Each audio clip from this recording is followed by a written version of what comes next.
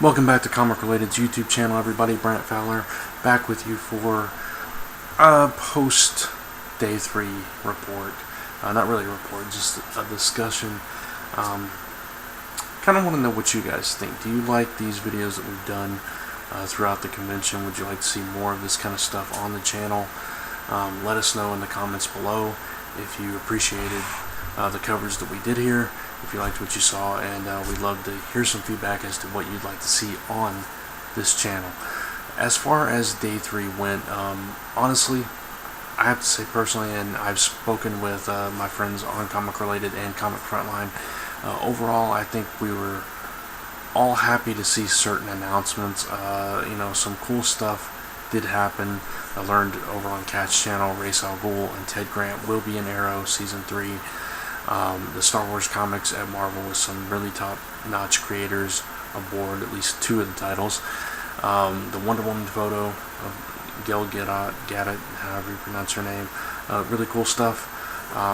So some interesting and exciting announcements going throughout, but overall I think we were all a little bit underwhelmed. Most of the stuff talked about was stuff we already knew, and it was just expanded details on stuff we already knew, especially from DC. There wasn't really anything new announced that I can think of. We were all expecting Saturday to be the day, at least 1 or 2 panels, 1 or 2 announcements. We're going to blow our socks off, and everything was just kind of, okay, that's kind of cool, but nothing's really dynamite, really dynamic. At least for me personally, and those I've talked to. So a little bit, I don't want to say disappointed, but just underwhelmed a little bit this year, and that is disappointing because of course we want big stuff to come out of San Diego Comic-Con, but with so many conventions and they have to spread the announcements out so much. New York Comic-Con's coming up in a few months. They have to save some stuff for there, so it's understandable that they want to hold back certain things, but it would have been nice to get something huge. Personally, I think the Star Wars comics at Marvel was the biggest announcement, even though that's something we expected. To see the creative teams, Jason Aaron and Mark Waid, taking on Star Wars is some pretty big news in my opinion. The Wonder Woman photo, I have to admit, was fantastic, and so was the footage. There was leaked footage of Batman vs. Superman where Batman shines the bat signal up on Superman, and they have this face-off, and it was really cool to see. It kind of made me, even though I've kind of been dogging this film since we started hearing details about it, kind of made me want to see it. So more about that, all the film stuff, tomorrow night on Media Madness on comicfrontline.com. You can check out that, and of course throughout the week we're going to be talking about this stuff on the live show. We're going to be doing a Q&A on Comic Frontline, on Comic Related. We've got the Zone 4 podcast, and it's a podcast. We might be doing a 2-parter thing there, covering all the news coming out of San Diego Comic-Con. I would say the biggest announcements for me of today, definitely the Star Wars comic, the Wonder Woman photo. I thought it was really cool, even though this is another movie I'm not really totally psyched for, but I thought it was really cool that Yellow Jacket is going to be a villain in the Ant-Man movie, and they are going to face off, so that's going to be interesting. Hearing the reaction that Ultron seen on screen got, that really gets me amped up for Avengers Age of Ultron next year. Guardians of the Galaxy comes out next week, and we already know there's a sequel. Gotta wait 3 years for it, but we know it's primed and ready, and we're all excited for that. I'm trying to think if there's any other big announcements that got me personally excited. I know Nicole over on Comic Frontline got really excited about the Puppeteer, or the Puppet Master. I couldn't think of the name. Puppet Master going to Action Lab Entertainment. They're doing a comic based on that property. There was some Guardians of the Galaxy B-roll footage, going back to them for a minute. So that was kind of cool. Once Upon a Time, they kind of teased the Frozen thing. I'm really looking forward to the next season.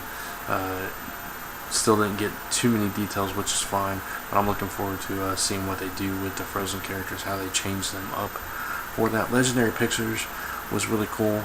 I did videos on a lot of this stuff earlier, but the Skull Island thing, I'm looking forward to another King Kong movie. They say it looks better than the Peter Jackson one. I'm eager to see this footage and see what everybody's clamoring about. They also announced some really interesting films starring Chris Hemsworth and Tom Hiddleston from Thor fame. So I'm curious to see what those are all about as well. Lots of anniversary stuff that went on today. Scarlet Spiders, that was announced Friday actually, but I am really excited about that too. We are promised another Spider-Man announcement at the Women of Marvel panel tomorrow, so that's something to look forward to. And beyond that, nothing is really coming to mind as major things that happened today that have really excited me. Just little bits and pieces here and there. Some cool stuff. I'm excited about the Arrow stuff, obviously. But yeah, that's pretty much it. So that's your wrap up for San Diego Comic-Con Day 3 on the things that I personally found interesting or exciting. Call me jaded, call me whatever, but just not a lot of big news coming out of San Diego Comic-Con this year. Just some interesting little cool stuff. The Guardians of the Galaxy animated series, that's kind of cool. Did want to mention that real quick. And Ultimate Spider-Man Season 3 tying into Spider-Verse is kind of cool as well. But yeah, that's pretty much it. So tune in tomorrow. We will be continuing our coverage. We've got stories running all through the night. Half the day is already covered tomorrow. Panels start again tomorrow. I've already mentioned the Women of Marvel panel. We've got IDW Kids Comics, Diamond Select Toys, or Diamond Select is doing their panel tomorrow. There's a few others.